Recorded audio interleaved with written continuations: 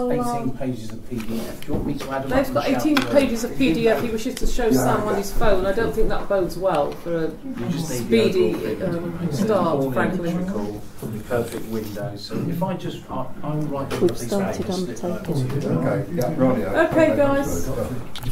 Well, I feel guilty, mate. It's 7 o'clock. Good evening, everybody. Lovely to see you all. Happy New Year. And to you. Thank you very much. I hope everybody's not frozen to death after the sudden shock of the temperature dropping below 5 degrees when we're so used to it being balmy, wet but balmy. Just before we start, just to warn members of the public, we have to have a confidential item very early on in the meeting, so we will ask you to step outside. As you've seen on the agenda, which is being publicised, that will be taken very early on, and then we'll let you know when you can come back in. If you're downstairs, please can you just be careful not to use the ladies' toilet. Somebody has already stepped across the new flooring. You will spot that, so we're going to have that repaired before the new floor can go back down. You asked 24 hours of please do not walk around all the barriers, but sadly somebody did. Also to let you know that item 12, which is the public to speak item, I have decided I'm going to move up to just after item 5, after representations from council and from members of the public, so we will be taking the public speaking item 12 at item 5, which was in item 5A, which is after a presentation from Livefield School. They're not yet here. We hope they're going to be here by the time we get to the end of the confidential items. I hope that's okay with everybody. It's just we're trying to juggle things around to make the best use of our time, because we really want to finish by 9 if we can, because this is the third meeting in a row for many of us, and we don't really want to be here longer than we need to be, but obviously we need to be here as long as we have to, so to speak. Could I have apologies for absence? Sharon? Yes, you've got apologies from Christine Edwards and Mark Shaw. Thank you. Yeah. Can I have a proposer to accept those apologies? Thank you, Mike. Those in favour? I think that's unanimous. Thank you. Apart from Sam was busy typing the numbers into his phone. Thank you. Are there any declarations of interest relating to items on the agenda not previously declared? Barry? Non-pecuniary dispensation for Livefield School. Okay, thank you. Anybody else? Right.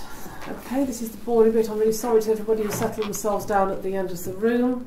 To consider the following resolution, please council that in view of the confidential nature of the following agenda item, the press and public be excluded from the meeting in accordance with Public Bodies Admission to Meetings Act 1960 section 1. We have 2 items discussed, both of which are confidential.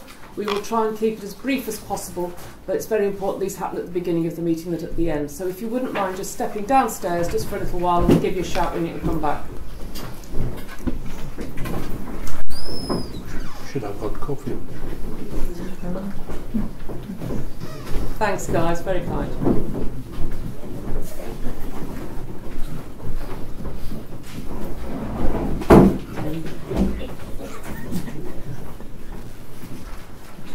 It's 4 minutes past 7. I hope we can get through this quite speedily. If by any chance the presentation from Livefield is not here by the time we invite the public back, I shall take the public speaking before we go to the presentation, just to keep things moving, so I don't want them to feel that we're just making them sit about. There are 2 items. One is staffing, and one is commercially sensitive and relates to the post office. And I just need to give you some information. We need to just be up to speed so we know what's going on, but I've been asked to keep it confidential, which is why it's a confidential item.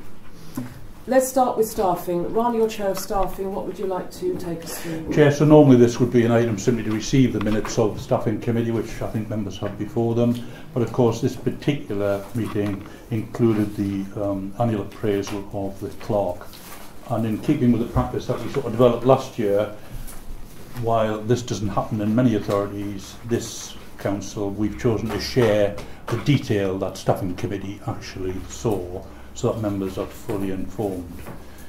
Critically, there's 4 resolutions in the middle of the minutes, and obviously I need council's approval for those as part of receiving the minutes. Would you happy like to answer any questions if any colleague has any questions. everybody's received the papers. Does anybody oh, Pete, you have a question? Yes, I do have a question. When it comes to the minutes of this meeting, of the emergency meeting of the staffing committee, Which meeting are you actually talking about, Pete? Have you I'm got the right talking date there? about on Wednesday the 6th of December, urgent staffing committee meeting held at Town Hall. It's not the one we're talking I about, think is we're it? talking about. Which one are we talking about, Ron? Yeah, no, it's correct Dave, sorry. So it's I because thought it was when called, you there was an urgent item on it, but normally the appraisal bit would have been more routine, if you like. Right, okay, But so it it's is called the urgent staffing committee. right, but it was He's quite because right. we were late with the appraisal because Yes, it hadn't happened. There is something on that which I'm not happy with. Okay. And I don't know whether you want to bring it up now in this Yes, meeting, this is the time to do it. If you or would like whether you to. want to go to the staffing meeting. No, let's just talk about it. Can I now, ask won't you, we? does it relate to the appraisal? No. Okay, so would you agree, can we deal with the appraisal thing first and then there was another matter? It colours my... right, okay. It colours it, but if you want to leave it until the... Well, we're talking about the appraisal, so Okay. if it relates to the Yeah, appraisal. So the appraisal paperwork you say is based on feedback. If you recall, every member was given the opportunity to comment on Clark's performance and achievement of objectives in the year. Quite a number of members did. It was positive. You'll see we've given you verbatim the responses received. No,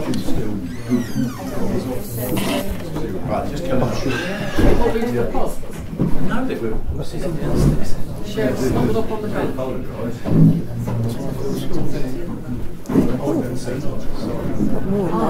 You can. Save me a seat.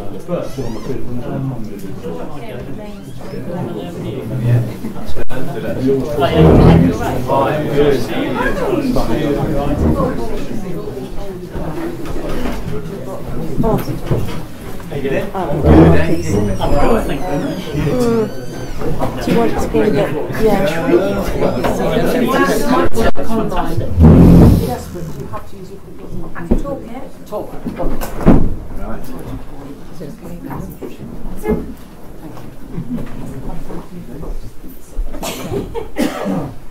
me get the laptop up here so I can go So you can do it yourself. I can. You're very much I made it look all pretty and everything. Yeah. You just get... Have we lost anybody? Is everybody still here that was here before? Marvellous. I'm sorry if you got chilly downstairs. It's so nice and warm in here. We'll just wait for our colleagues from Lifefield.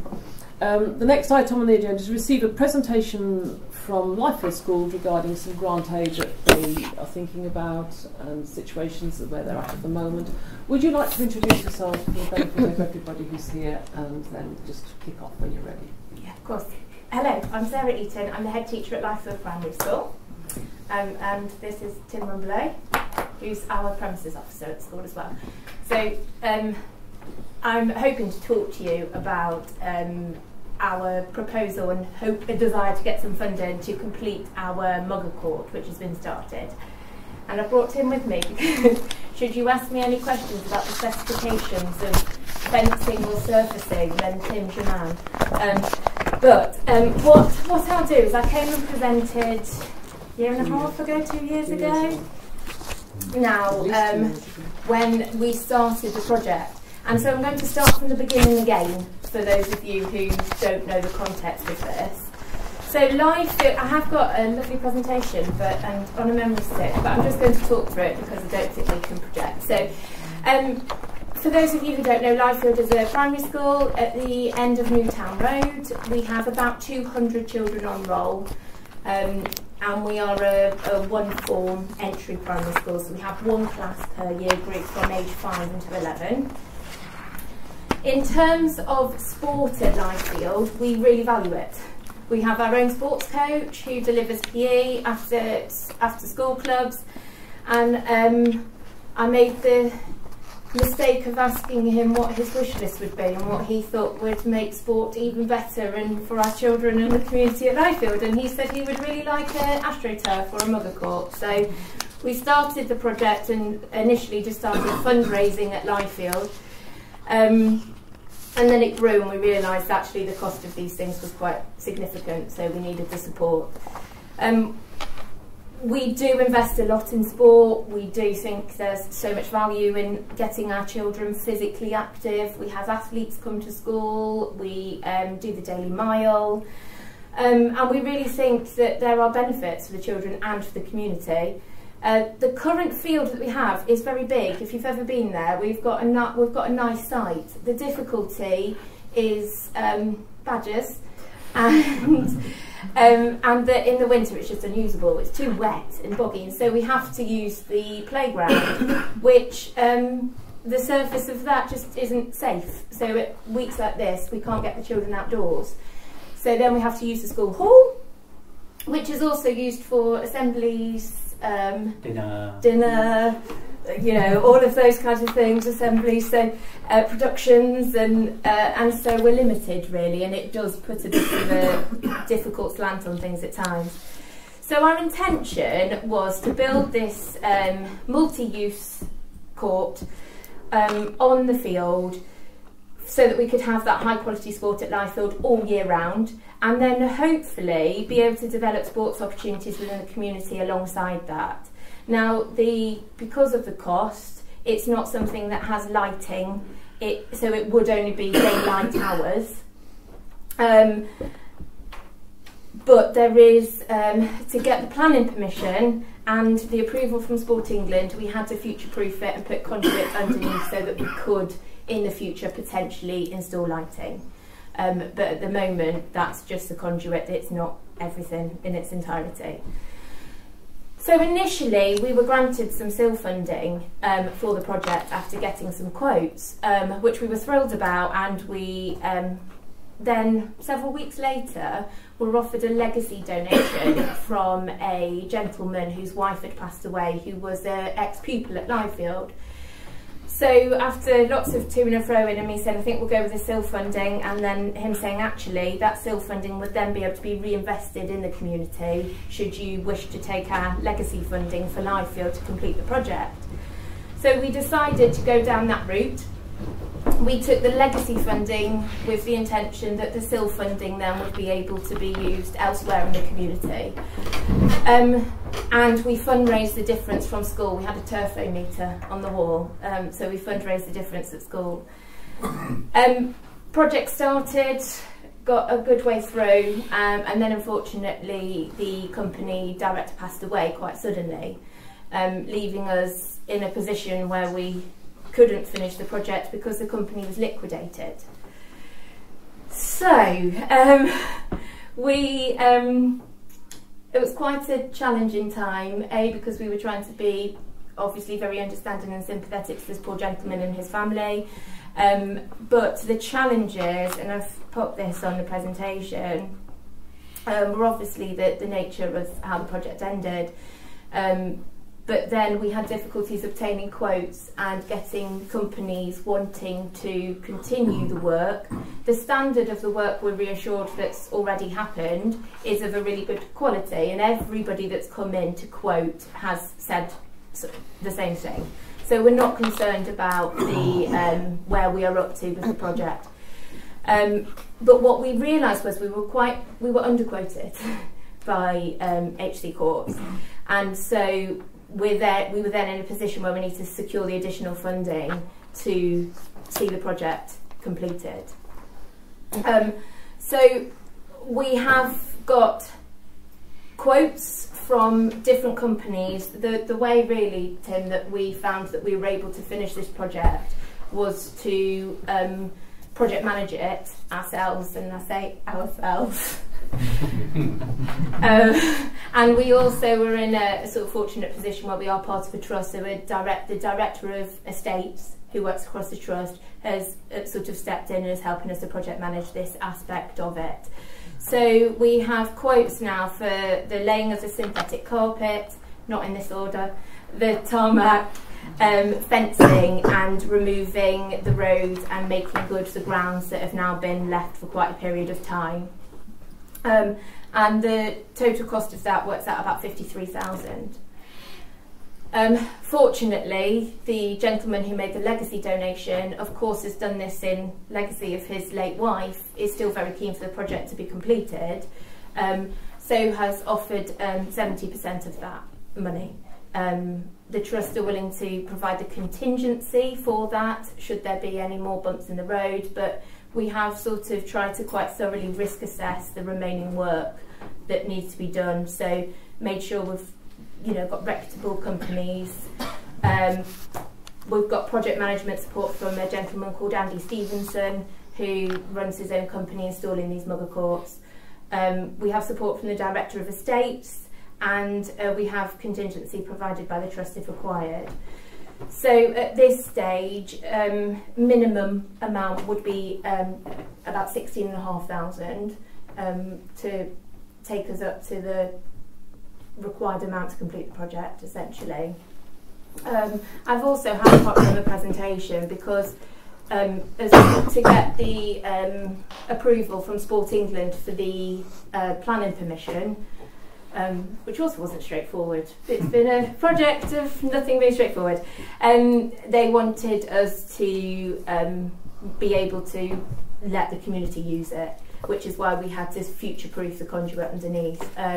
And we get approached, I have put sort of snippings in here of emails that I've received from community interest, really. So Chris Thomas from Active Rutland and Fiesta Sports have both contacted me to ask. They'd heard that we were having this mugger built. Could they do some summer camps on our site? And more recently, Uppingham junior football. They had approached us to ask if they could use our field. Since they seem to be using Tusby's, I think, but nevertheless the demand definitely appears to be there, certainly at that grassroots level and for children beyond our school. So in a nutshell, that's where we're up to, and I guess that's why we're sat here today. Questions? Pete? No question, I'd just like to propose. Okay, can we just have questions first, because we're Pat? You were saying some of the work was started prior Yeah. to the demise of the poor gentleman. Is it at a stage that you couldn't use it at all, or you can't use it until the rest of the work's done? We can't use it at all, and it's not safe actually. So there's lots of fencing around it that we've had to pay for this time as well. And who knew fence panels were so expensive? Yeah. But it's not safe. And actually, the final slide I had on my PowerPoint was we do people voice at school as and one of the questions we asked the children at the end was what would make Liefeld a better school. And so many of them said to get the AstroTurf finished. So essentially at the core of this is we told the children this was coming, and they're desperate for it. Okay. Barry, then Dave. Okay. Just to go back to the figures, £53,000 in all. Yes. Your beneficiary is 38,000. 30, yes. Yeah. Well, that's 70%. You said that the school had raised some money. Yes. So how much have the school raised? So we raised 5 initially, and that's been spent largely on the fencing. Right. So how much are you actually looking for? That was my question. 6, I did write it in my diary, okay. You said 16. Just quickly to get the court to 16 and a half. to get the court to where it is now, the initial funding from this gentleman plus our 5 was spent to get it to where it is. And then when Adrian passed away, I mean, to be fair, he was doing it. He's got quite a big company. He makes quite a lot of money out of some of the bigger courts, and he was doing this with very altruistic motive of doing it for a local place near where he lives for silly money. Well, can I say, because these figures are very different from the figures you brought in when you first came to talk to us about it. I mean, hugely different. So the initial, I mean, we're 2 years on, so things have since rocketed. Because we thought that ourselves actually. So the initial, we got 3 quotes initially, and we have to do that. One was 25,000, which was HC Courts. We had another of 35, and then we had another one that was just ridiculous. So we went with the 25,000, and we knew at the time that the gentleman was doing us A favour. A favour. Yeah. We knew, but there was no, you know, we could not have anticipated what was to come. And the quality of the work, we've said, there doesn't appear to be any suggestion from any of these companies that have been out that the work up to this point is substandard. So that was reassuring for us, and is why we're able to continue with the work up to this point. There was a slight change in the cost and an increase in the cost because the original fencing provided by HC Courts, when we had other companies then out to quote, they quite strongly recommended slightly different fencing in terms of safety and things like that. So it did add a slight cost once we'd had these other companies through as well, but not significantly. So, but overall, it is a significant amount of money. Yeah. Which shocked us. So I'm still not clear how much you're actually asking. £16,074.60. So sorry, what was it, Sarah? So we have from the donation £37,507.40. Just forgive me. My colleague over there has kindly proposed it. I just wanted us to state a figure. That was always that's fine. Yeah. That's fine. So what figure would you like?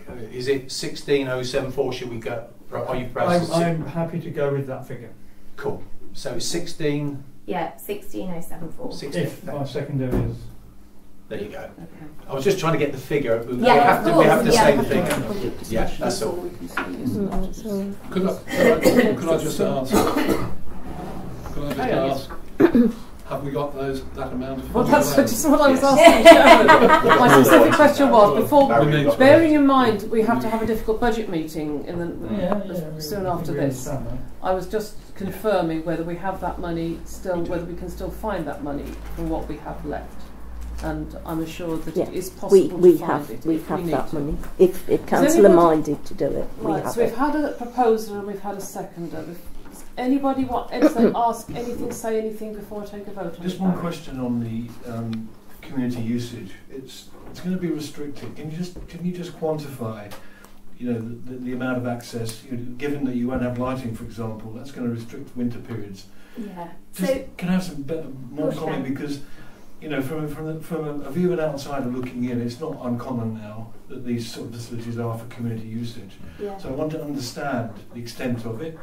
And the second one is one about your ethos, really, about the way you run sport.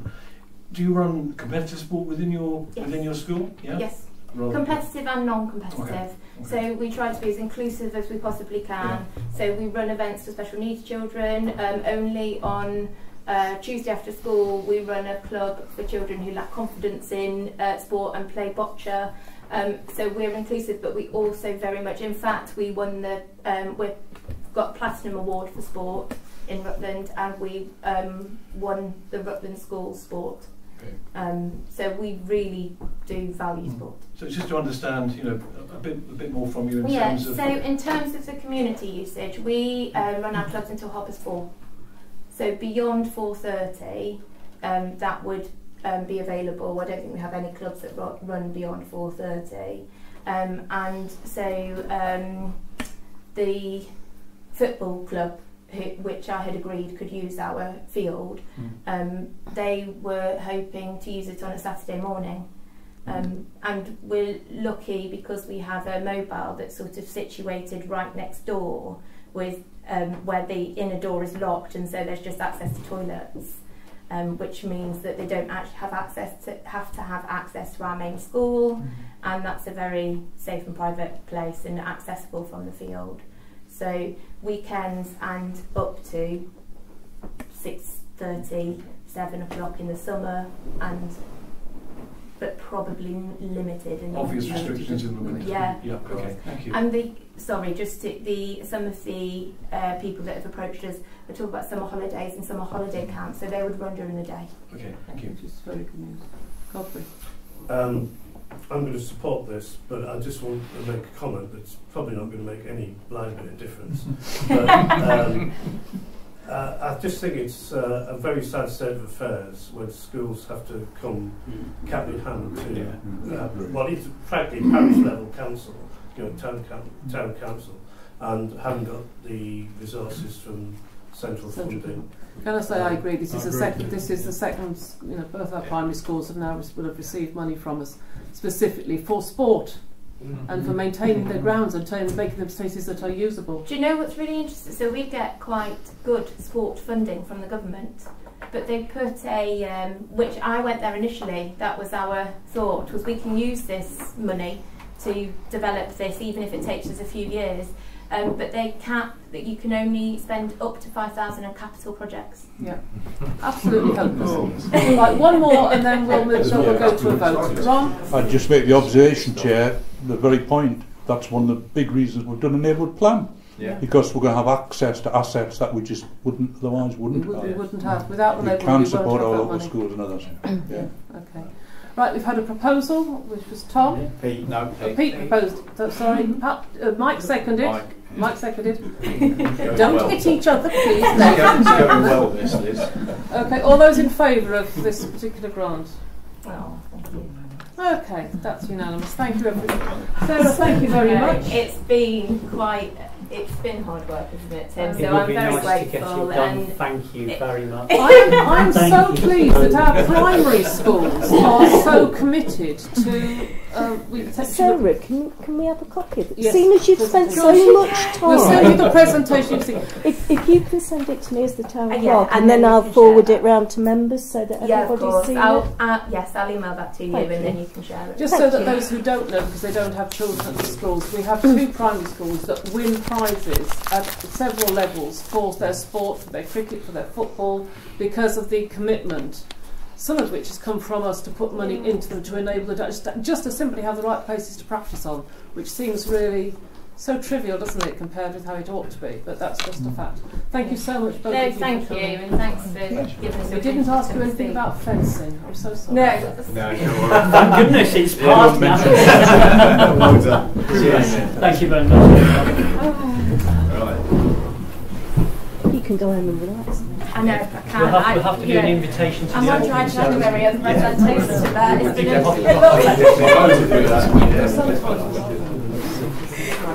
I know, I agree. Right, see you guys.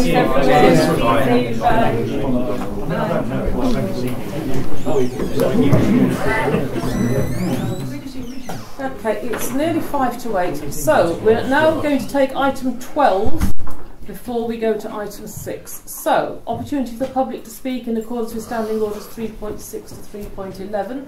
Who would like to say something? One, would you like to say something as part of the public session, Ray? Okay, we'll take Connie and Maureen. Okay, yes. I'm just trying to. I'd love to finish by 9 o'clock. I honestly would. I just would encourage people to remember that fact that I want to go home. And we all, some of us have been here quite a lot. So let's stop talking. Cornelius first, then Ray, and then Maureen. So there's that order which I saw the hands. Cornelius. Thank you.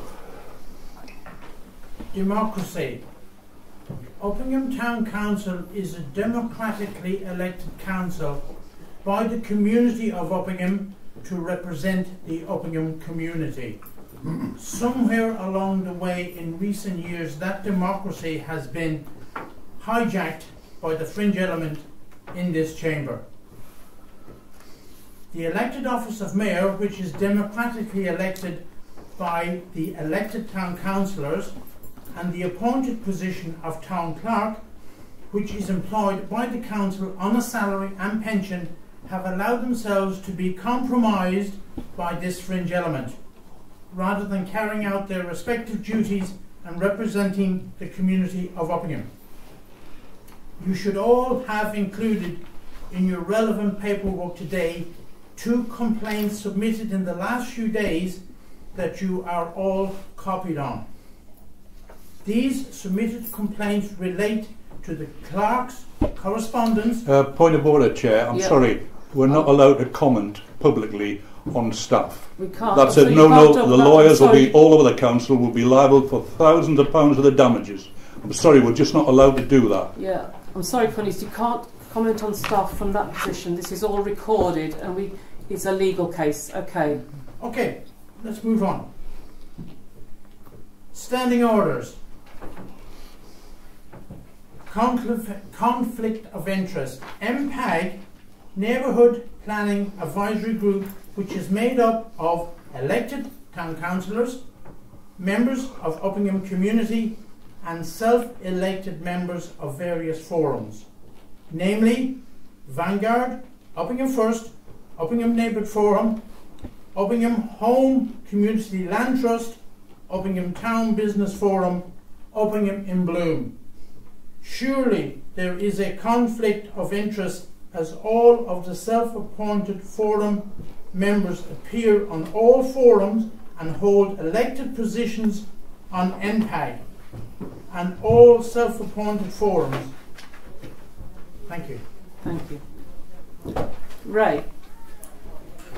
This is something I wanted to bring up. I didn't have the time to put it on the agenda, so I was told it would be relevant to raise it as a member of the public. It concerns an item to note the correspondence on the agenda of the last council meeting on the 6th of December. There were 7 items of correspondence, and this was the last but one. It referred to a Citizens Advice Bureau report on the cost of living crisis in Rutland, and I was curious about this, and I asked Sharon for a copy of this document, which is quite extensive.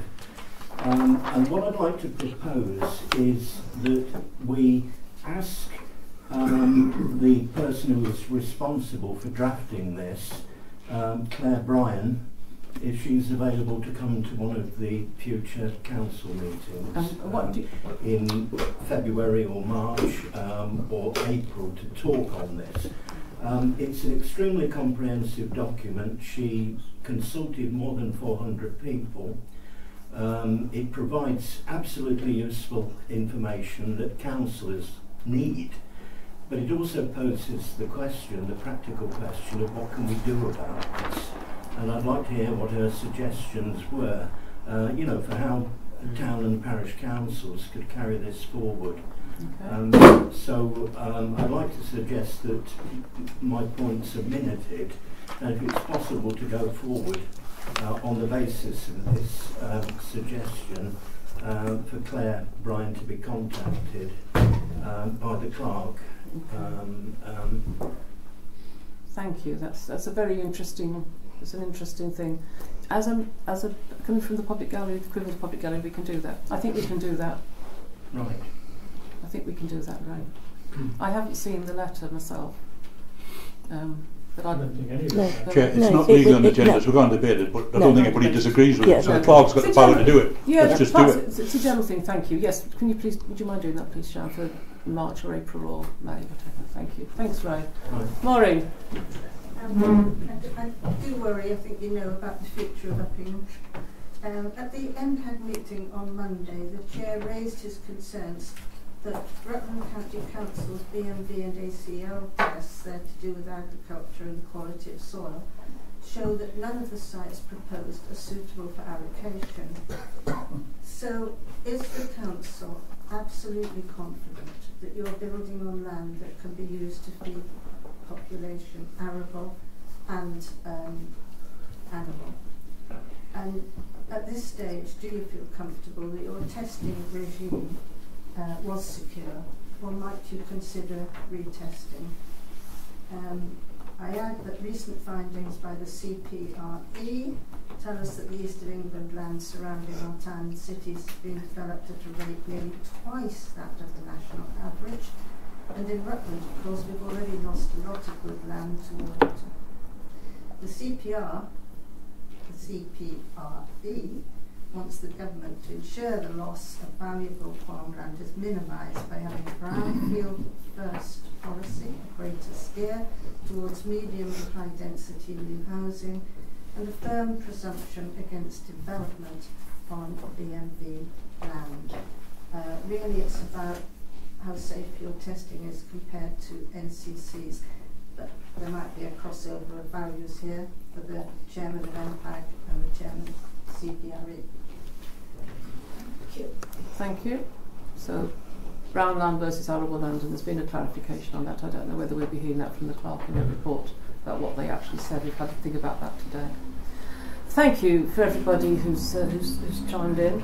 The next item on the agenda is to consider the proposed responses to the external examiner's points for clarification, which you have all received.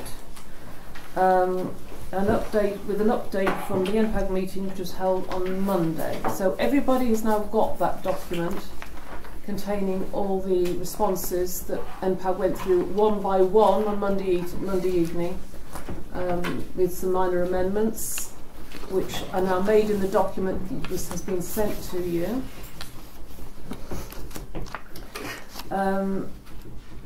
So our aim now is just to consider those responses and decide whether whether we are happy with them. Godfrey. Just a question.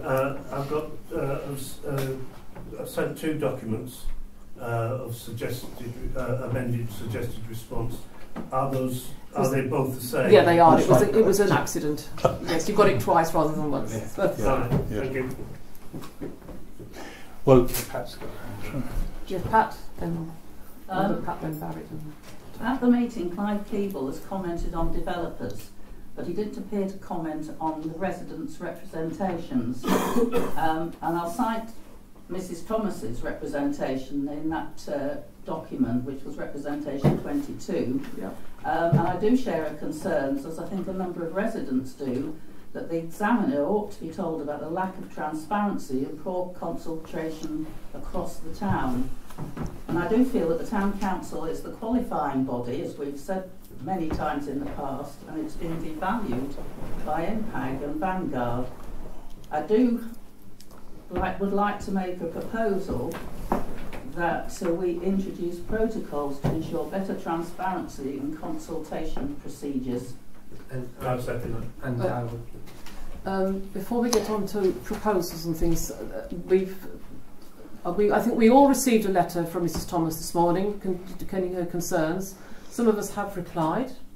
Some of us do have responses we wish to make. On the consultation, we've done, just want to say, we put that document and the consultation document through every single house in Uppingham in a way which nobody else, we were not required to do, but we did do. Okay, so we did give every single house in this town the opportunity to take part in the consultation. I saw Trevor first, and I think you wanted to, then Dave. So Trevor, then Dave, then Ron. Yeah, I wanted to comment. It's a very large document, okay, which I've gone through today in detail. And so I don't want to prolong the meeting. So what I've focused on is 3 elements that I see that are important, certainly to me and probably to the community at large. And their comments are raised by the examiner explicitly, and I think they're some of the key. And we've suggested the first one is the influence of the Highways Authority, which in my opinion cannot be understated. It's repeated throughout the document. And my concerns are around future collaboration, involvement of the Highways Authority, particularly in view of the comments which relate to the viability of some of these sites without highways consent. Okay, and that also links to my third point, which relates to the bypass. But secondly, another thing that came up was the examiner's comments about the viability or otherwise, in fact, suggesting it's not viable, although it's a reasonable aspiration to focus on local developers putting up affordable housing.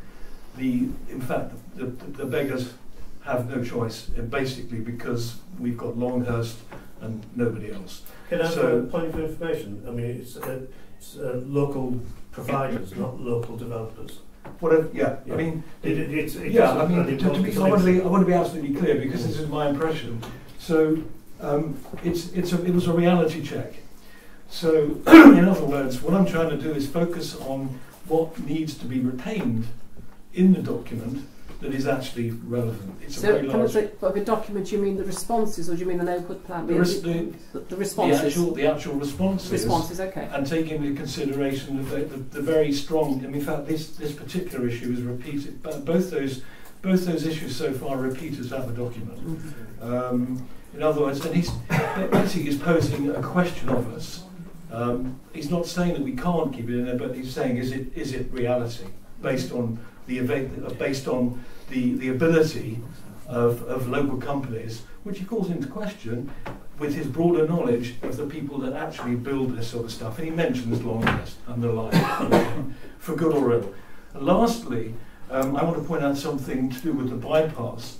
In terms of the way he repeatedly addresses the bypass, and I need to understand. By here, you mean the external examiner, or do you mean Clive Keeble's responses? What I want to, yeah, okay. Well, I can start at Clive Keeble. I'm just trying to check. I'll start with the examiner, and then I will then come on to the suggested response in the document. The examiner throughout makes the point. It's almost that the bypass is, to him, in my view, a bit of an anomaly. He repeatedly questions it, okay? He questions it, and we come back with a response suggesting a diagrammatic representation, which I need to be clear on. What does that mean? But fundamentally, throughout the document, he repeatedly comes back to the question of the bypass. And coming back to my first point, highways are very strong on this, okay? There's lots of detail in there as to the viability or otherwise of it.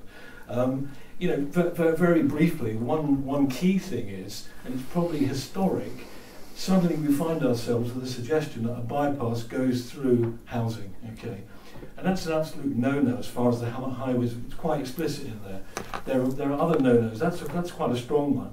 So without delaying any further, there is further detail, but my point is, it's more or less, and fundamentally, we feel that the bypass, it's a potential blight at the moment, I feel, and that's been raised by other people in the area. It's a potential blight on the housing around it, okay, and not only the existing housing, but potential housing, okay. So to draw that to a close, the final third point on the bypass, it's almost an anomaly. So I need to understand, are we going to continue with having that diagrammatic representation of that road, which it looks highly unlikely will not be approved? And fundamentally, also, if the actual practicalities of it being funded. So I've used the word extremely unlikely. For me, it's an anomaly. That's the best way I can describe it, because I spent all day thinking, trying to sort of encapsulate without delaying people, and those are the 3 points that I need clarification. Thank you, Trevor. Dave, you're next. 2 quick points.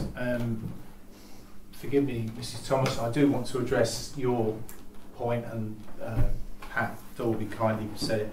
I think whether we agree or disagree about the point, I think the council should pay you respect of putting something in our reply to address your specific point. And I think, for me, and we will obviously agree to disagree, I think that the communication was good, others think it wasn't, but I think it's absolutely right that the point that some people want to raise it should be raised, and I suggest that the way of doing it is we should say that Uppingham Town Council have been specifically requested by respondent number 22, Mrs. Thomas, to comment upon her feedback to the examiner, and then I would suggest the Town Council is very happy to do so and draws the attention of Mrs. Thomas and the examiner to our comprehensive consultation statement. And the reason I go down, and the reason I go down that route, ladies and gentlemen, is that I looked up our past resolutions when we did the consultation statement, and we passed back in June 492/23 as a council. We agreed with the consultation statement specifically, which therefore means, as a council, not as individual councillors, but as a council, we must have thought that it did demonstrate. But I think it's absolutely right and fair that we should point out there's a counter argument. So that would be my proposal, that should be changed into it. And whilst I've got the floor, I'd also like to address the issue, again, Mrs. Thomas, of the Grade 1, Grade 2, Grade 3 agricultural land. So, 2 things, okay? Sharon kindly sought, and councillors have had this data, it only came in today, sought confirmation from Rutland County Council whether or not the comment that they'd made that none of our sites met the regulations. So what they've actually said to us is that Roger Ransom, I can appreciate there may be some concern in Uppingham that we, Rutland County Council, have commented that our site appraisal methodology, none of the proposed sites suitable for allocation. He then goes on to say, however, what is important here is that the allocations proposed in the Uppingham Neighbourhood Plan are supported by our, so that's Town Council's own methodology. It is for Uppingham to justify their assessment and allocation process. The County Council is not here to reject these allocations or to say that they are content there are no allocations. So the final thing to say on the land, we had a presentation at MPAG from Nick Townsend, who pointed out that there is a fault in the way that RCC have been saying whether it's grade 1, grade 2, grade 3 land. Basically they've been using a large map when it's known that you can't shrink it down to individual fields. And I finally talked to an old colleague of all of ours, prior councillor Dick Reeve, who I think knows a lot about the fields and so on around here. Dick has said to me, and I'll tone down what he said for a public audience, but he mentioned that it wasn't a very sensible thing of RCC to suggest that there were grade 1 land in Uppingham. He said at best you're looking at 3s, maybe some 2, but 3s he is.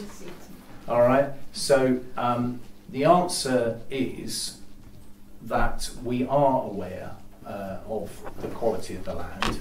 We do know that there are no brownfield sites in Uppingham because we would like to use them. And so as far as tonight goes, which of course we're not reopening the neighbourhood plan tonight, what we're actually debating is our responses to the examiner. I think that we have a justifiable position that we did have a very robust selection process. And I'm personally happy that we go back to the examiner and say that. Thank you. Right. Any other comments? Ron? Just a couple of things. First of all, yes, something's gone wrong in the County Council, and I understand there will be within the next 2 weeks a special meeting of the County Council called because something's right, left and right hand. Something's gone wrong. The highways point, which are very genuine, my understanding was that irrespective of what was in our plan, there will be full highways assessments on every site before they get planning permission anyway, and some of the points you raised will be addressed. And in a sense we expected that. That's beyond us doing that. The truth of the matter is the town's one of 2 urban areas in the county by Rutland standards, and we are expected to have a certain housing figure. If we don't proceed now and accept the recommended responses to the examiner, who in fairness is asking questions from a point of view of not knowing the town at all and so on, then we have a serious problem, because if for any reason the plan fell and the examiner has the power to reject it if he's not happy, then of course it'll be a free-for-all for developers. There will be no restrictions. So my last observation would be about the line of sight of the bypass. This council spent £15,000 against the wishes of the county council, as I understand it, to say if there was to be a relief road of any kind, where could it be? And the reason for doing it, as I understood it, the previous council, was that it would be nonsense to go and build on what might be the only route, or one of only 2 routes, let's say. The study that was done came up with it put up 3 possibles, one of these 2 to the west, and the dotted line, as I call it, which the examiner's picking up on, is the only viable route in the opinion of the study. There's no government funding. It's not likely to be funded by public money, but it is possible in the long term, in the future, for the town to have a relief road funded by development. That's how Oakham got its road, didn't get government money necessarily.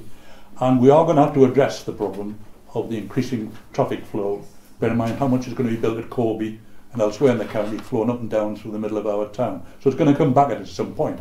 But there has not been a debate with the community yet about should we not. So even if we had the money, we still haven't had debate. We need to have that. Would it be good for the High Street and Town Centre, for example? You know, what is the right answer?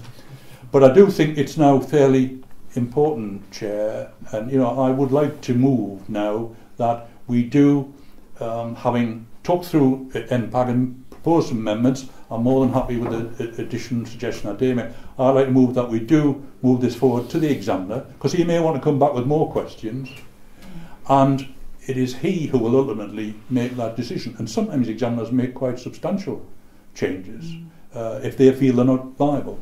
Okay, thanks, Ron. Before we go to the proposal, Mike? Just a couple of things. One, I might get it wrong, but surely it's not affordable homes now, it's first homes. Yeah, first homes. So that needs correcting. The other is, I agree with Ron, we do need a bypass. If you, and I've probably mentioned it before, the length of articulated lorries by law is going to be increased, and they're going to be coming through this town, and it's going to be a problem.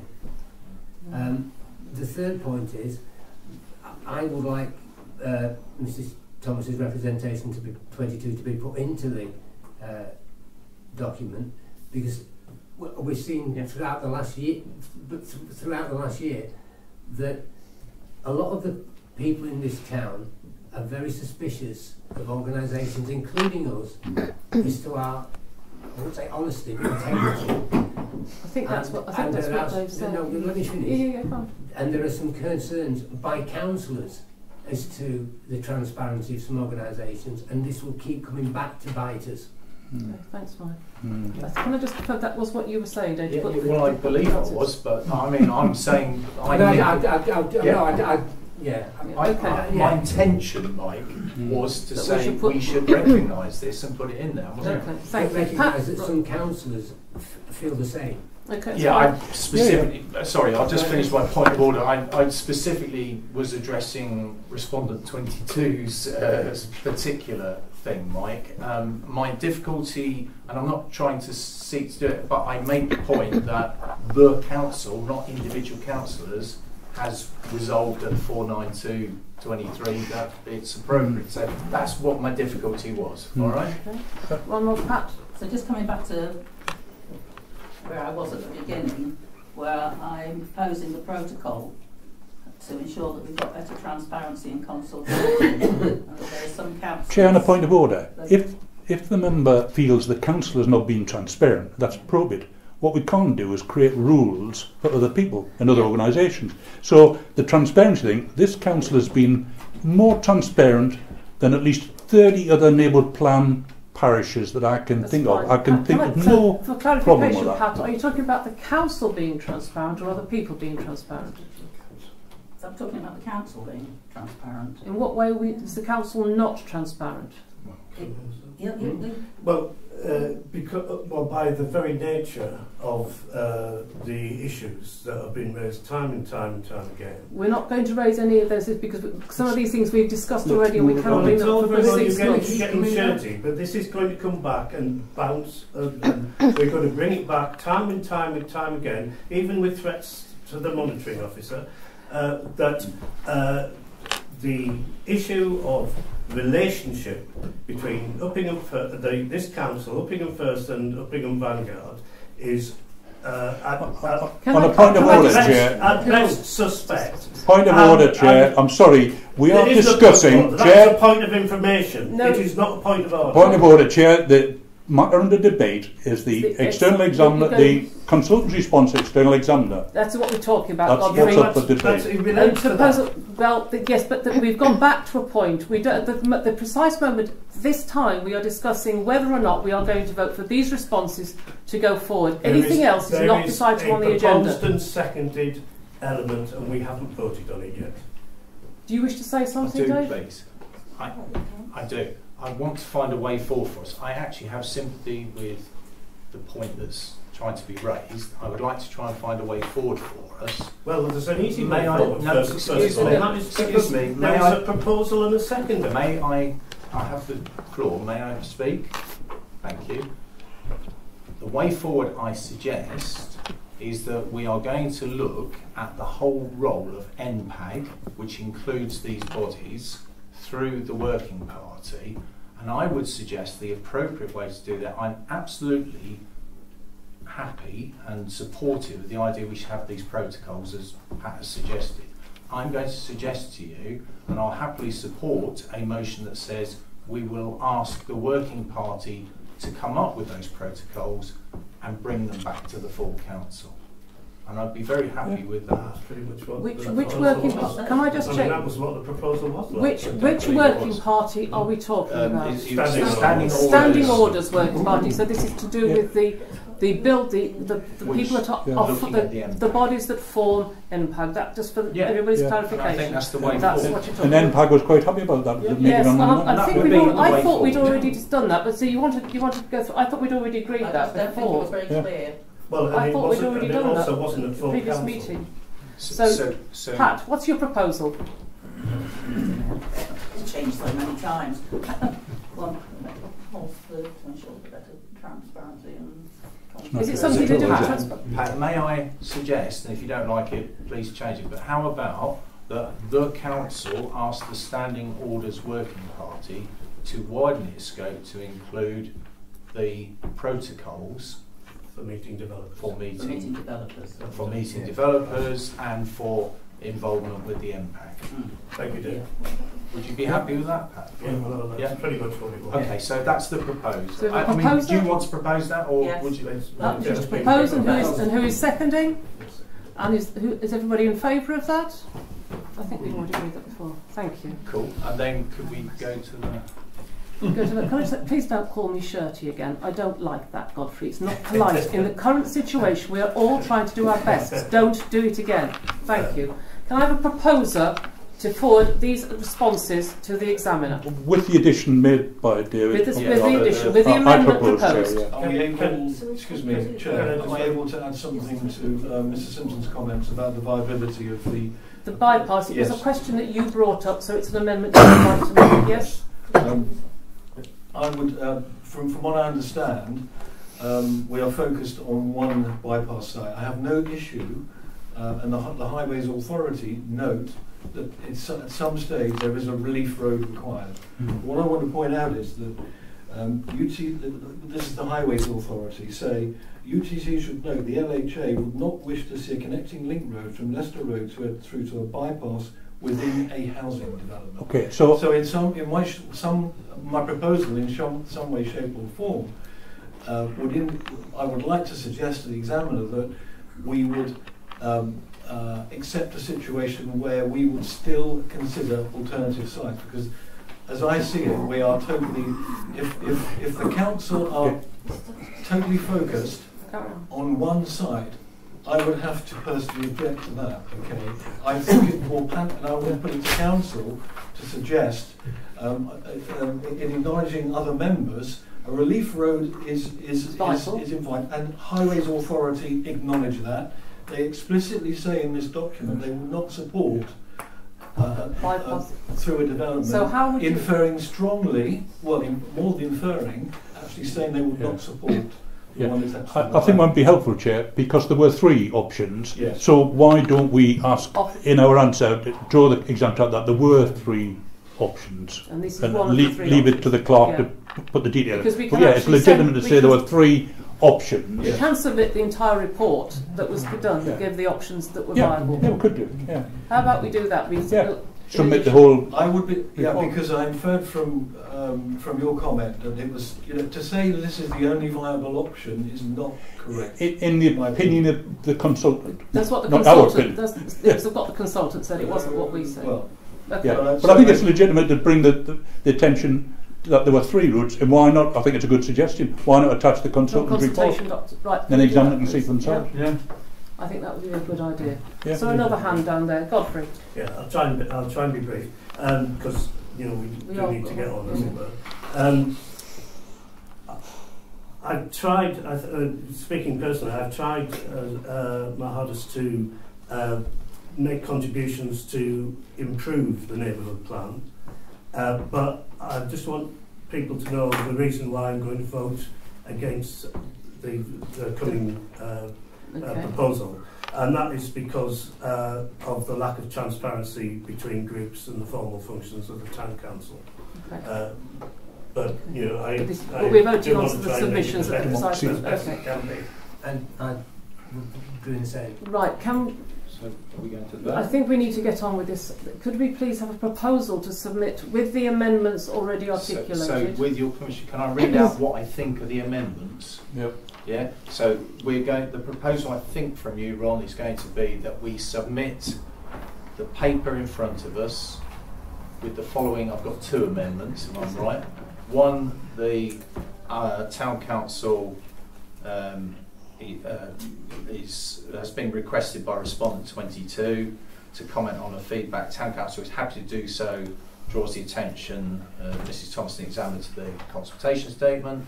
And 2, we are going to include the full. It's ARUP, isn't it? ARU. Yeah. The full ARUP report on the 3 potential bypass options. And so I think those are the 2 amendments that we've agreed. Yeah. Right. Yeah? Given that, I'm going to pass that down to Sharon. So right, David, would you like to submit the proposal for this? Do you want me to propose it with those 2 amendments? Yeah, go on. Yep.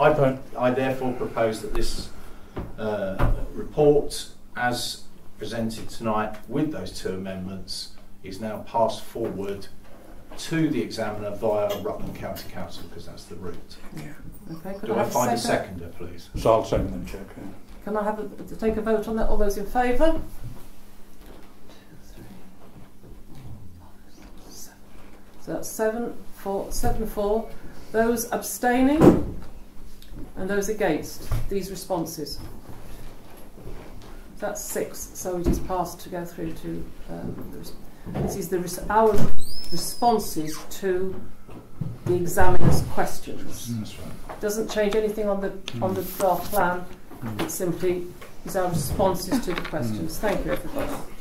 May I, from the gallery, ask? No. No, I'm afraid you can't.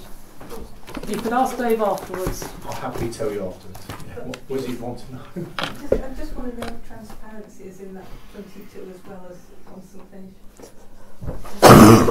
It's whatever you have submitted. We have asked that whatever you submitted, we have agreed to put in. Yeah. Let us confirm the minutes of the full council meeting held on the Wednesday the 6th of December. This is for accuracy, not to take up any issues that came out of them.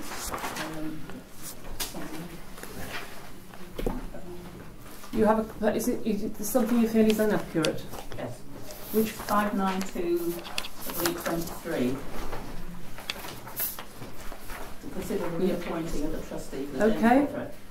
The wording in there has been put as a point. It was actually the chair, Dave, said it was nominate. The charity have asked for a nomination. Nominate and appoint are 2 different things. Quite right. It was nominate. Yes, nominate a trustee. So we're doing that later on tonight, so it should say nominate, not appoint. Yeah, quite right. Thank you. Sorry, I missed that. Right. Are we all content with the rest of that then? In that case, I propose that we accept. I'm going to propose that we accept these minutes as accurate with that amendment. Have a seconder? Seconded. All those in favour? That's unanimous. Thank you.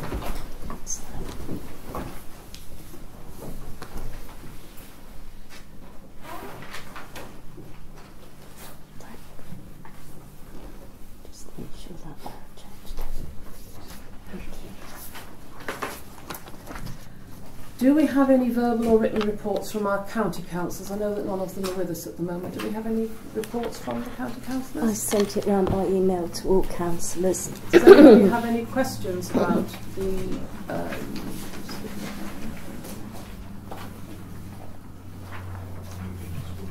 Okay. Right, everybody's read. That's lovely. So let's move on to item 9, to receive the minutes and recommendations from the council's committees. Staffing committee. We've done that. We've done staffing. Okay, thank you. Excuse me. I did have a point on the staffing, which sorry. Okay, sorry, which carry was on, not please. raised because I have a problem with the minutes on that. And, oh yes, I seem to remember you did. That's right. Okay, and it concerns myself and my colleague Mike Fish, although we're not mentioned. And I think it may be better, shall I say, that if we could arrange a meeting between Mike, myself, the chairman of staffing, and the clerk.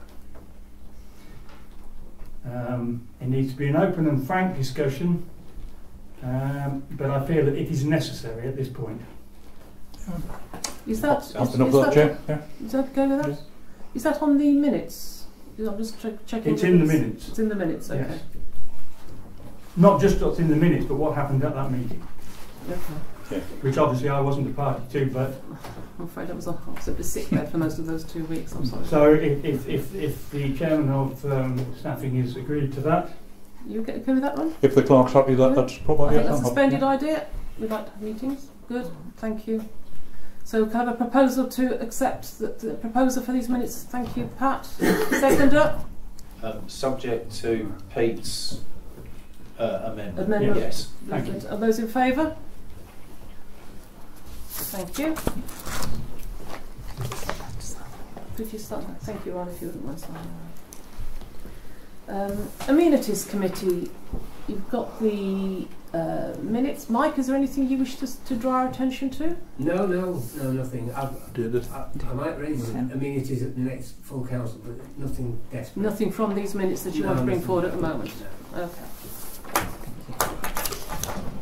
So usually the point when I say something about bins, but apparently we have now got bins that just haven't been put in yet. If anybody's worried about the poo bins. Some bins? Yeah. Poo bins. Poo bins will be coming up at next month. So you're proposing to accept, and I'll second that. All those in favour? That's unanimous, thank you. We are going to be doing more money in a minute. F&GP minutes from the 9th of January. For the time being, just simply ask that propose that we receive the minutes. Receive the minutes from the 9th of January. Okay. You cannot vote. Seconded. All those in favour?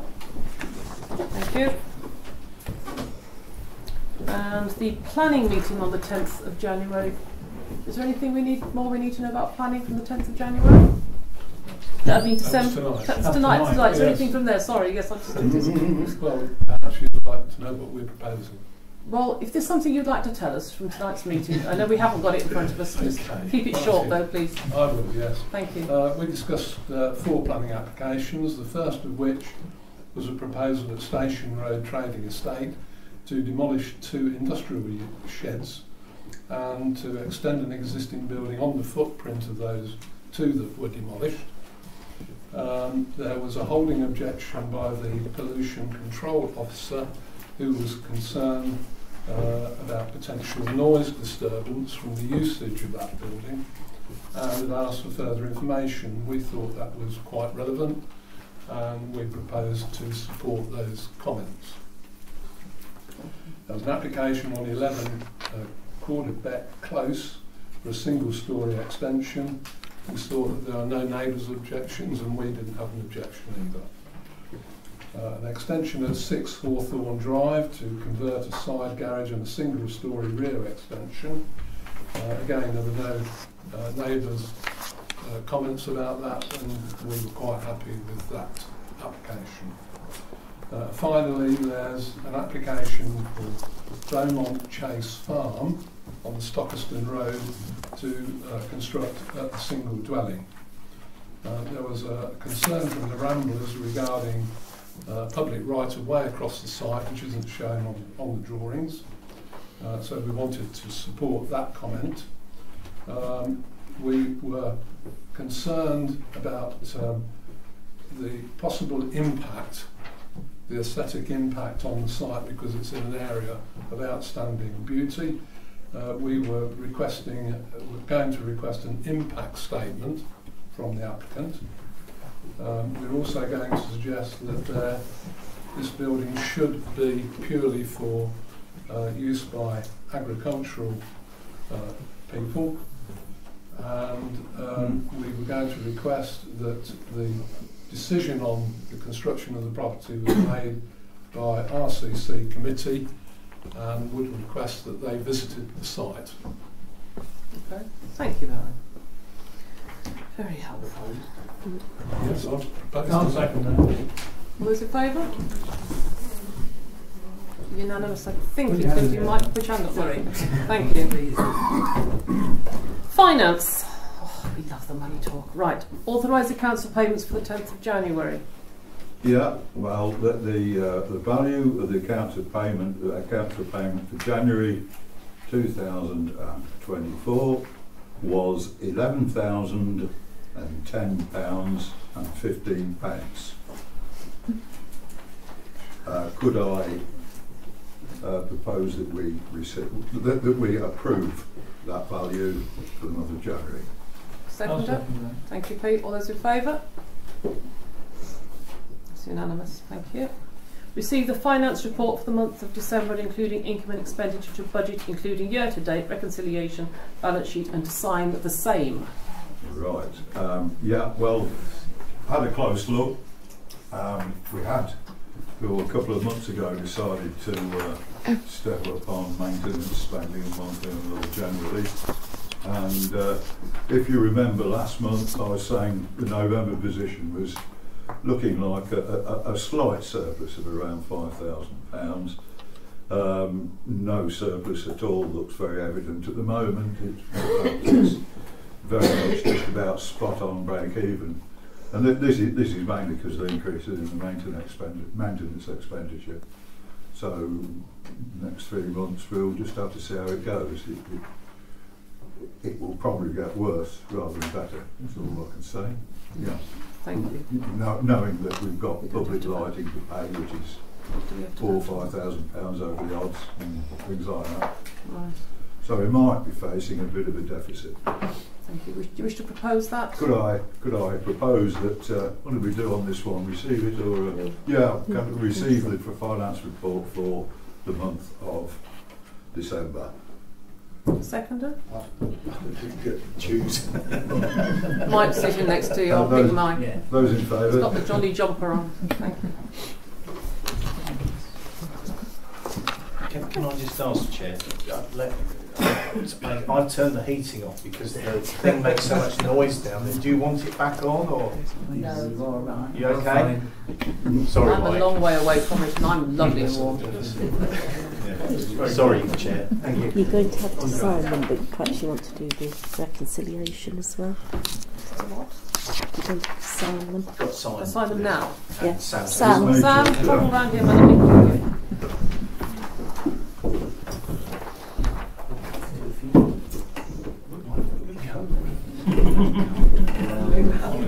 Still haven't got that stamp.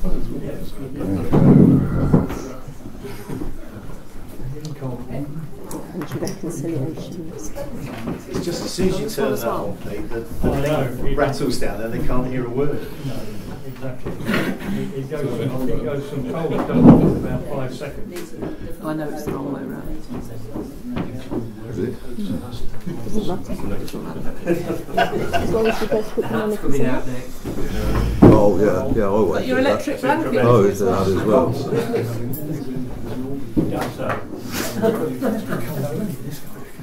Oh, it is really?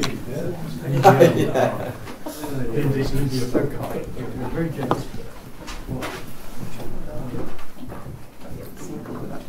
Yeah, no, yeah, right. Keeps him fit running about the room. Thank you. Thanks so much. We are now going to discuss the amendments proposed to the draft budget for 24-25 for Uppingham following some late information received prior to the final sign-off. So we've had a discussion about the budget. Information came in since that discussion which has affected the figures a little.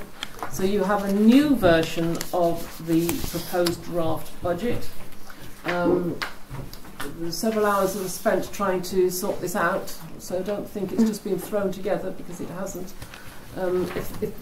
Sam, would you like to talk through the amendments, the slight changes that have been made, had to be made, I should say? Yeah. Well, just to revisit the history of this one, in the December full council meeting, we put our plans at the time to full council, which basically outlined an inflation level of 11%, and we did sound the council out to see whether they thought that was sounded about right, and the majority, the consensus effectively was that they were very happy with it, would be happy with 11%.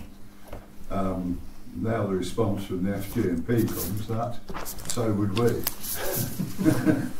But we've met quite a few problems in reviewing a couple of inflationary items, which happened after we'd reviewed the budget, the pre-set, and the news is not good at all.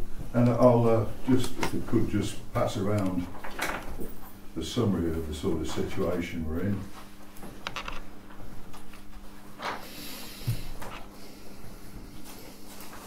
And pass a few that way, Mike. A few that way, right.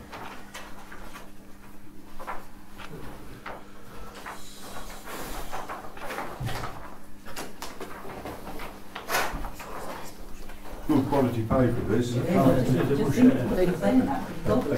was a mistake in what was delivered, was the wrong stuff. If anybody wants their photographs printed, I think now's the time to get it. If there is one, yeah, I've seen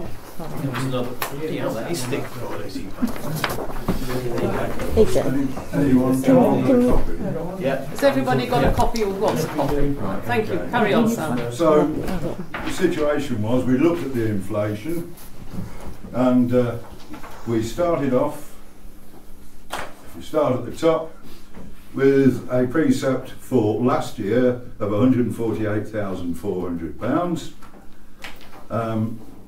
We then, one way or another, by hook or by crook, applied the inflation either at the levels we knew it was going to be, or to a basic level of assumption of something like 8 to 9%, only to find that salaries had gone up by 9.8 thousand, fuel had gone up by 6.6, which is, you know, massive, and the others, which is general level of inflation, really 8.6. So to take into account inflation on its own, we would need to add £25,000 to that. So £148,400 becomes £173,400. So that's, you know, we are now looking at your proverbial 11% plus a little. That's before we, you know, that's before we even do anything with it ourselves. Just normal inflation, you know, what we'll to get us onto the right level of expenditure for next year would be to get us to 173.4. Then we reviewed our savings eventually. I've called them opportunities, which I think in some respects they actually are. So we had £10,000 in our reserves, which we think we could release, that was to do with the judicial review, to do with the local plan, etc. We know, hopefully, that we'll be getting £25,000 from Uppingham School for the land on Leicester Road rent for 3 years. So 1/3 of that for 3 years will be 8.3 thousand. We've had a very successful year on town hall lettings, and estimate that we'll get an additional £10,200 from that next year. We are currently looking at cemetery fees, and we think that we can probably do a bit better in terms of our charging rates than they are at the moment, with a possible £2,500 saving on that. with a couple of items to do with the fact that we're not having an election this year, so you know that's a saving. Budgetary participation, which is really supporting anything like, you know, the First World War situation, the town twinning sort of things, that sort of thing. We haven't got anything planned for that this year. So between those two, there's another 4,400 saving, which means that we've identified there £35,000 saving. So at that level, even if we'd applied the inflation of 25,000, we could still be down at a precept level of 138. But then now comes the probably the stuff you might want to argue about. But we decided, we know that we've got about £60,000 to spend on the roof in this building. We didn't consider that we wanted to take that as a loss in 1 year, so we decided to take out a public works loan on it over 10 years, so that's basically 7,700 for a year's worth. So that'll be a commitment for the next 10 years, obviously. Then, you know, I know this is relatively routine stuff, so to sort out the cemetery, we think we need another 11,000 for plinthing, another 12,000 for fencing.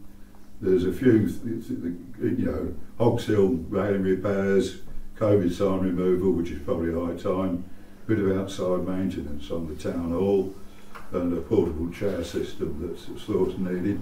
So we put another £35,000 back there. So we're back to 172,800 precept, that being the final figure. So, yeah, long way about, but the honest truth is that it doesn't look too good in reading if you look at it in percentages. Obviously it's an increase of £24,400 over last year.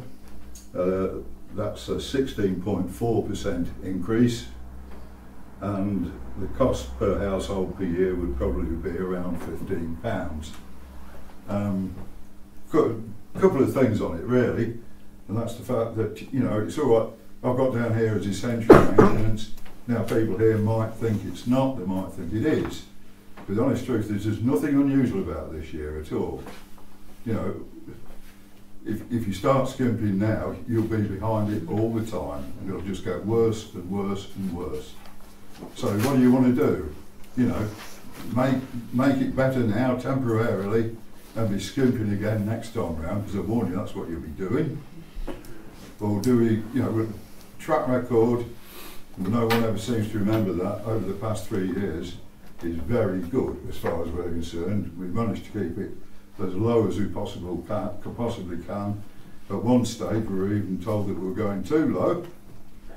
So, you know, we've tried to do our best for the town, but unfortunately we've got one that's got to be done here, unfortunately. I personally believe, even though it's above the odds. So that's the situation as it stands. If anyone wants to discuss it, then that's... Has anybody got any questions? Right, open. Ron, you've got a question for Sam? I was going to say, good job Christine's not here, but I didn't say that. The only query I would have is that we're just about to enter into a possible challenge with the county council about a plan that's worth £1 million potentially at the town. So I'm happy we do it, provided if we do decide we need to go to law bit, bear in mind our emerging plan should have legal weight. As long as we've got, you know, if we're happy to look at reserves or whatever we can do, then comfortable. But I would say that that's the only thing that concerns me. Otherwise, the advice from Larouk is you need to do it this year because of all sorts of circumstances. So I don't think we'll be doing anything dramatically different from quite a lot of other parishes, to be honest. We just, obviously, with Dave there as well, we discussed the review. But we're saying the fact that we're dropping our reserve for it doesn't mean to say that if it happened, we would still pay it, obviously. It's less the fact, Chair, the fact that, but more the fact that it's on the record at the county council, we can't afford any appeal and so on, that, you know, we're prepared to stand our ground if we need to. So as long as we've got a way of dealing with that. Yeah. You know. If I could very briefly say, we discussed this at some real length, didn't we? What we should point out is there's £90,000 in our general reserves at the moment. So two things. Years ago we were told we should try and get our general reserves to roughly half of our pre-set. Yeah. So we're kind of there or thereabouts. And if we needed, if we were challenged, I'm pretty confident of us. One thing we are always normally united on is we don't like interference from Rutland, do we? So we would have the money run, you know, subject to council agreeing it from those reserves. So that's why I thought, look, there's one of the issues, as Sam's most eloquently put to you, is if we want to do the things, and I think we've all done some really good stuff, spending particularly the SIL and so on. If we want to carry on doing things like the Flint thing, like the, we've got to find the money from somewhere. So I think after much deliberation, this is about the best we can bring to you, isn't it, sir? Yeah. Could I have a proposal then? Could I propose, not oppose, could I propose that we approve the preset value £172,800 for the financial year 2024-2025. Do I have a seconder? All those in favour? Those in favour? That's unanimous. Thank you, thank you, everybody. It's very, very painful sitting there trying to work out where to find a couple of grand here and £2 grand there that we can shave off or put in, and things that have to be paid for. And I sort of think, well, and the percentages always sound so much worse, don't they, than the £1 a week, or £1 a month, just over £1 a month. Can I just ask a point? So we've just voted on the precept. I'm just asking the question, should we also, Sam, have items 10, so we've done 10D, should 10C, should we sign off formally on our budget, do you think? Yeah. Yeah? Well, I think so. Well, I thought that was... No, I think they're on the agenda, two separate things. Two separate things. That's it's wonderful. So we're going to take a vote on the budget. So okay, so to issue the precept request to Rutland County Council, propose that we make... We've done that one. Great. Sorry, we've done that one. We did them out of order. We need to do the we accept the budget bit. Oh, I thought that's what I've just done. No, I think you've done 10D. It's a bit confusing. Yeah. I'll move that the proposed budget be accepted by council. Seconded. Yeah, fine. Those in favour? Sorry, Sam. We got there in the end. Right, done. 8 minutes to go. If we can manage it, it would be great. Receive the clerk's report and any recommendations for actions therein. Sharon, are there anything that you wish to draw our attention to? Or does anybody have any questions? You first. Is there anything you wish to highlight in your class report? No, members have got my report, and given that there's 8 minutes, I'm happy to leave it like that. Can I just say, I'm very happy to see the kitchen moving on.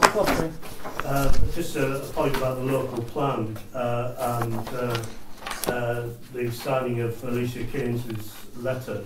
It seems very odd that that letter came into being across so many parish councils, and yet we didn't seem to have time to even discuss it. The minutes quite clearly show that we didn't agree to push for an extension. I mean, I don't know what other people think, but it could be that Alicia Keynes is doing a bit of politicking. Might be worried. I don't know why she would be. With a chimpanzee with a blue rosette will get in even in the new constituency. So, thank you. Thank you. Yeah. So I don't think we should have signed it. Thanks for your observation, Ron. Chair, as I understand it, was circulated, was all, was it not? No. No. Oh, okay. I thought we'd all seen it. At the event. I had to make a snap decision. Okay. It came in at 11 o'clock and I had to reply by 5. Okay. It didn't work anyway. It didn't work anyway, which is... You didn't have to make a reply. So you said... You said you made an assumption that we would support... No, I made a professional opinion. No, in the email you said you assumed. No. I mean, I see no point here. It's been done, the point's been made. It was an endeavouring to get RCC, and if I think whichever way it happened, Sharon made her best judgment at that particular moment. She had to decide at the time, as the town clerk, whether to suggest that we had longer to look at the local plan. In the end, we weren't given longer to look at it, which is the sad thing. Yeah. Are there any other questions that relate directly to items on here, or are we okay just to let Sharon question? Yeah, I don't know whether you want to be still at the moment. Yeah, if you've got some, I think you said you were going to bring some information. In some of my family history documents. I've got two Commons Registration Acts of 1965. One is, and I thought I might as well give you both. One is in the matter of land at Beast Hill and the decision, and the other is in the matter of land north of Southview and south of the Hall, which is obviously Hog Hill. And they were signed and dated 21st of May 1973. The land had been passed in 1931 from a Mr. Hawley to Uppingham School, who were preserving the open space for the inhabitants of Rutland until such time as the parish council agreed to assume the responsibility for them. And that at that point then it should take place. And that was in the 60s? Well, it was in my records, I've got 1971. And the only rights for that land was to graze livestock, cut wood, dig turf for fuel, take sand, gravel and other minerals, and take fish from ponds. Not that there are any ponds. If anybody catch anybody digging up the turf, there'll be trouble. So that means they can't put BT posts on it. Is that what they definitely can't put BT posts on because it's unlawful to put any construction on there. Could I have a copy of that, Pat? Thank you. I'll give you both for both pieces of land. Please. If you haven't got one, you won't have the other. That's lovely. There is just one more. Can I just say one question? We just got to have to extend the extension for 10 minutes. I propose we extend for 10 minutes to complete the business of the evening. Seconded by Mike. All those in favour? Thank you. Thank you, Pat. There is. I mean, that's fantastic. There is 2 steps to this. What I needed was this to give me proof, but then what the parish council, town council, whatever name it was, should have done is actually registered the land with the land registry, and I suspect that hasn't been done because we've checked the land registry and it is not registered to Uppingham Town Council. So there were 2 steps, but we can argue. Yes, I can argue that now because of the time that we have maintained it. Sorry, what does that actually say? They give the right to use. Right to dig turf and fish. Transfer.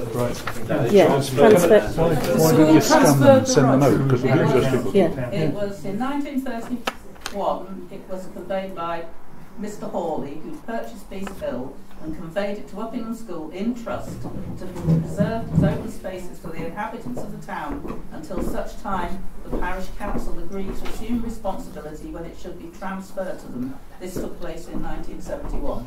So you haven't actually got the transfer document? No, it sounds like more work for you. No. Yeah. It's useful because I can argue, but whether there is another step, BT might. But BT might argue, but I've got some sort of proof. Thank you. That's basically it does say that on this form that I shall accordingly direct Rutland County Council as registration authority to register Uppingham Parish Council as the owner of the land under section 8.3 of the Act of 1965. Thank you. Very helpful. We'll see what we can do. Lindsay, you had a point. Sorry. I suspect this has come about because there is no registered owner. Exactly. Because we're not in the registry, so yeah. There's 2 steps. Yeah. So there's that second step. So, but let me argue that. You argue that with them, but we. Is this a copy, Pat? Yes. Yeah. Thank you. That's very interesting. Yeah. Now we have to item 13 to consider the nominating. We're appointing. Nominating the trustee for the James Thorpe charity. Pat, are you volunteering? No. I wanted to clarify the charity's constitution because to me it seemed a little bit ambiguous when they were saying that the town council nominating somebody to the, as a trustee to the charity. And I wasn't sure whether it actually meant nominating a councillor or nominating any Tom, Dick or Harry, basically. Dick said, no, it's anybody. Yeah.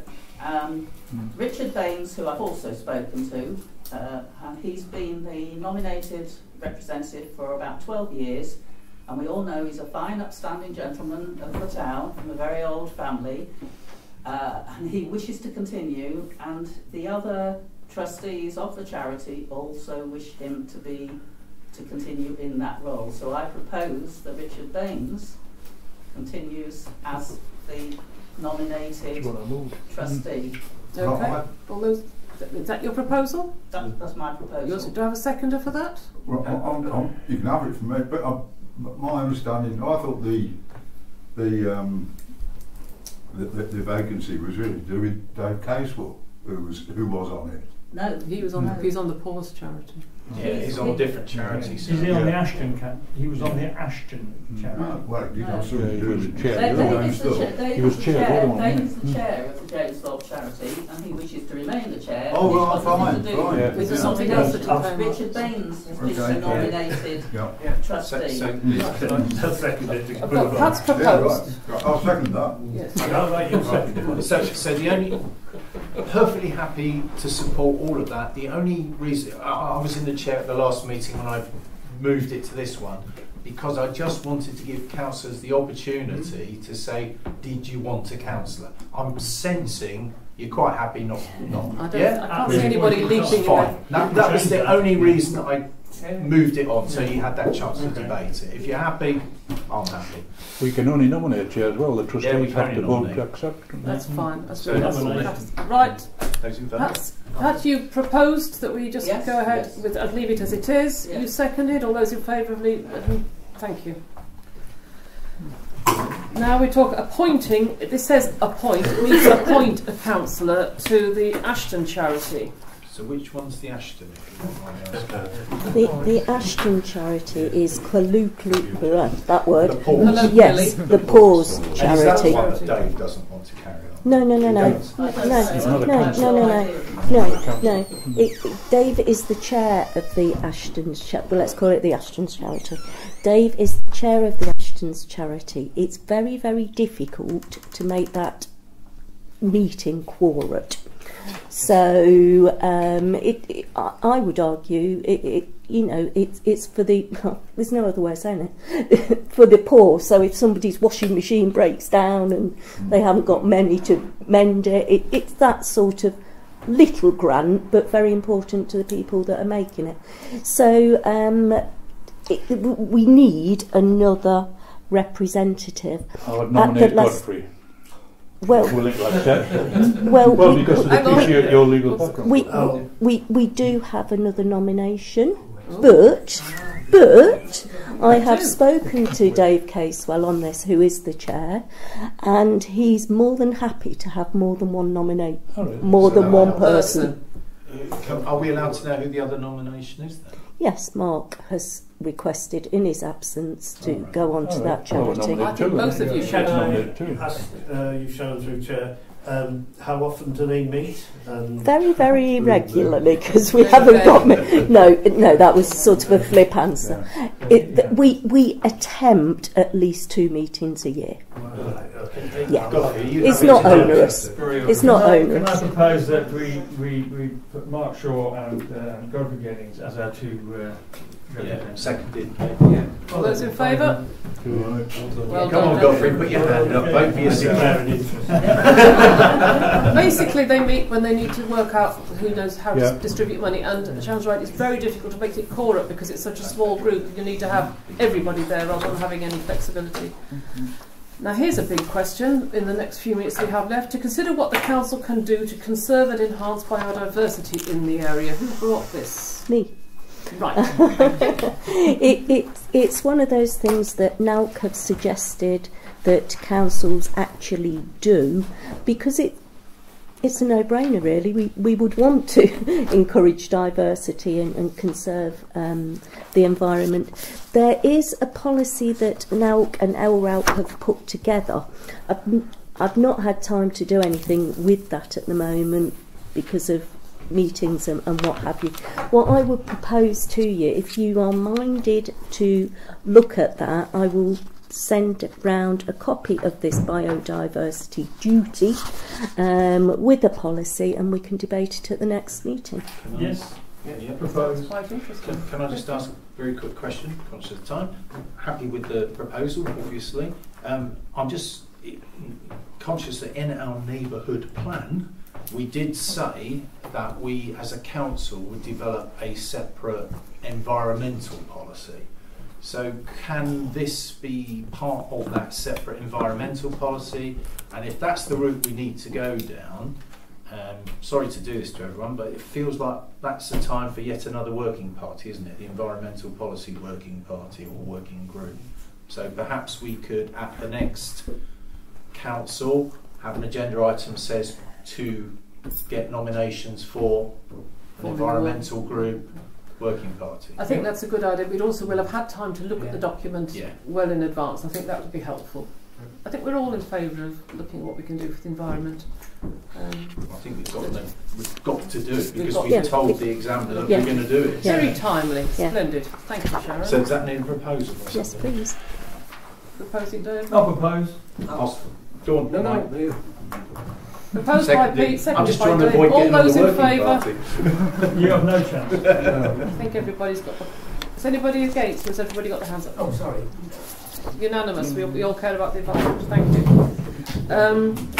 We've got three minutes to note correspondence. Is there anything in the list of correspondence there that you just would like? We just noted it. Fine. Excuse me. We all received just before Christmas a letter from the Step in Line group. Has that been dealt with? What's happened about it? That's not in the We've not heard any more. It's not in the correspondence. No, but it was an email, wasn't it, sent to all councillors after the shopping night. Oh, that's not listed as a council. That's a different thing. That's not a general council agenda. If you have a particular question, we can't discuss it now, Pat. But if you want to talk to Sharon about it, if it had been dealt with. As far as I'm aware, it's been dealt with. Replies have been sent. Can we ask that it goes in the clerk's report for the next meeting? Sorry? Can we ask that the answer to your question goes in the clerk's report for our next meeting? Yes, please. Fine. Is that? Yeah. Lovely. Thank you, everybody. Meeting's closed at 9:09. Well done. 85 minutes. Well done. 8. Well done. Could we have some help pushing the tables away before the stronger members of the congregation leave? Oh, we're going to ask to just move those things in.